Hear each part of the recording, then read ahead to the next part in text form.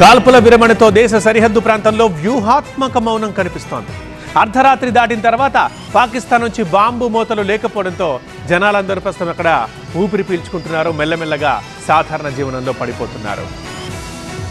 కాల్పుల విరమణ ఒప్పందం కుదరడం, దాన్ని ఉల్లంఘిస్తూ వెంటనే పాక్ దుశ్చర్యలకు పాల్పడడం, దాన్ని భారత్ దీటుగా తిప్పికొట్టడంతో సరిహద్దుల్లో ప్రశాంతత నెలకొంది. పాక్ విచక్షణరహితంగా కాల్పులతో దాడి చేయడంతో తల్లడిల్లిన పూంచ్, ఉదంపూర్లో సాధారణ పరిస్థితులు నెలకొన్నాయి. దుకాణాలన్నీ తెరుచుకున్నాయి. రోడ్లపై జనజీవనం యథావిధిగా కనిపించింది. కుప్వారాలో దాదాపు వారం రోజుల తర్వాత దుకాణాలు తెరుచుకున్నాయి. పదే పదే తమకు కలుగుతున్న నష్టానికి ప్రభుత్వం పరిహారం చెల్లిస్తే బాగుంటుందని దుకాణదారులు విజ్ఞప్తి చేశారు. కాల్పుల విరమణతో తమకు ఎంతో ఉపశమనం కలిగిందని అంటున్నారు. కాశ్మీర్లోని అనేక ప్రాంతాల్లో వాహనాల రాకపోకలు కొనసాగాయి. ప్రజలు వీధుల్లోకి వచ్చి కావలసిన కొనుగోళ్లు చేస్తున్నారు. ఈ కాల్పుల విరమణ ఇలాగే కొనసాగాలని కాశ్మీర్ ప్రజలు ఆకాంక్షించారు. పాక్ సరిహద్దును ఆనుకుని ఉండే రాజస్థాన్లోని బర్మేర్లో టెన్షన్ వాతావరణం సడలిపోయింది. ప్రజలకు సంబంధించిన కార్యకలాపాలపై విధించిన నిషేధాన్ని ప్రభుత్వం తొలగించింది. దుకాణాలు, మార్కెట్లు తిరిగి తెరుచుకున్నాయి. రోడ్లపై వాహనాల రాకపోకలు యథావిధిగా కనిపించాయి. ఈ ప్రాంతంలో నిన్న రాత్రి ఎటువంటి డ్రోన్ దాడులు, పేలుళ్లు జరగలేదని అధికారులు వెల్లడించారు. నిన్న రాత్రి మాత్రం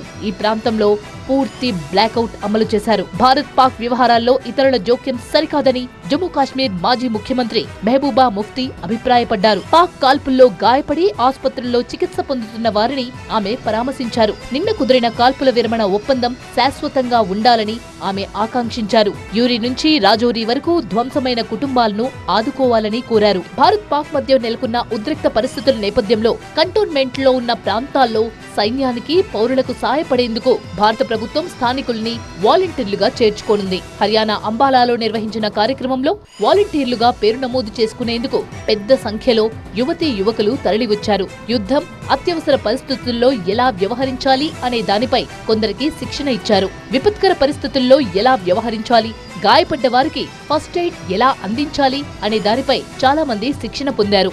అంబాలాలో దాదాపు 1000 మందికి పైగా వాలంటీర్లు వచ్చారు.